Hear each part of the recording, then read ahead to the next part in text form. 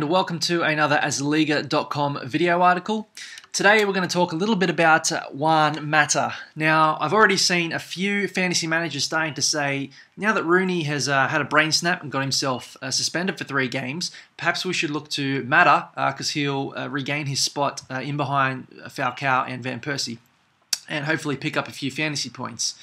Now, there's a lot of teams at the moment who are starting to look very similar, so if you want to take that risk, they say fortune favours the bold, so far be it from me to stop you. But if you want to take that risk, it may as well be a calculated risk. So there's a few things that I've noticed using Asliga that perhaps would be handy for you to know. I just want to go through a few of those things right now. So I think Mata's problem is Di Maria. Prior to Di Maria arriving at Old Trafford, Juan Mata was the primary creative force in their midfield, and if we just take a look at key passes from game weeks 1 to game week 3 being Di Maria's first game for Manchester United, we will see that Juan Mata is leading the charts there with 4 key passes. So in 3 games he achieved more key passes than any other Manchester United midfielder. 4 is not a lot, but it's still the most. If we take a look at some of the other stats, he led the charts in final third passes, which would say that he's doing the most creative things down there. And I think from memory he was also second with crosses. Yeah, so he's 2 behind Ashley Young. So you can see that Man United were looking to Mata to make things happen. Now, if we take a look at a comparison between Mata and Di Maria,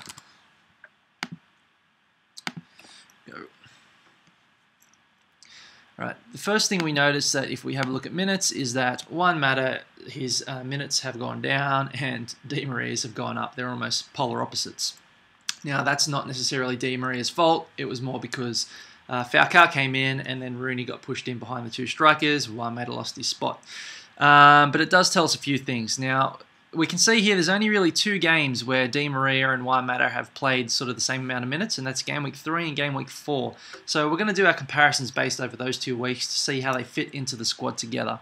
So I'm just going to change this to game week 3, game week 4, filter. I'm just going to see how their stats compare. So it's fairly similar. Juan Mata actually played 2 more minutes over those 2 weeks, but Di Maria was the more creative player.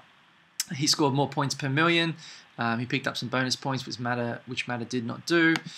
We can see they both scored a goal. They both had 3 shots. They both had only 1 shot on target.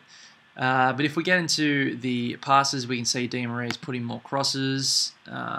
We can see that Di Maria has provided 5 key passes, while Mata has not provided a single key pass in those 2 weeks. He actually hasn't provided a single key pass since Di Maria came into Manchester United. So that's interesting. We can also see that if we go and have a look in the context of the Man United team, going to go game week 3, game week 4. Di Maria crosses only behind Antonio Valencia. If we look at key passes, we can see that he is now leading the charts instead of Juan Mata.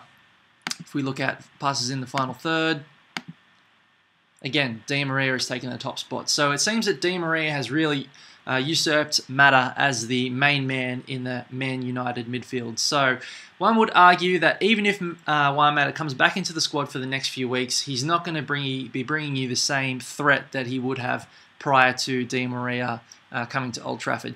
If we have a look at their fixtures, they're not even that easy. I mean, you've got Everton and West Brom in the next 2 game weeks, which you would fancy Mata to maybe pick up a few points. But if you get stuck with him because of injuries or what else, you've then got Chelsea, Man City. He's probably going to lose his place in the team again. Is that a risk that you really want to take? I don't know. Maybe it is. But they're the facts. Do what you will. Sign up to asliga.com and you can do these comparisons for yourself. Follow us on Twitter @AsligaOfficial. And thanks for watching another video article.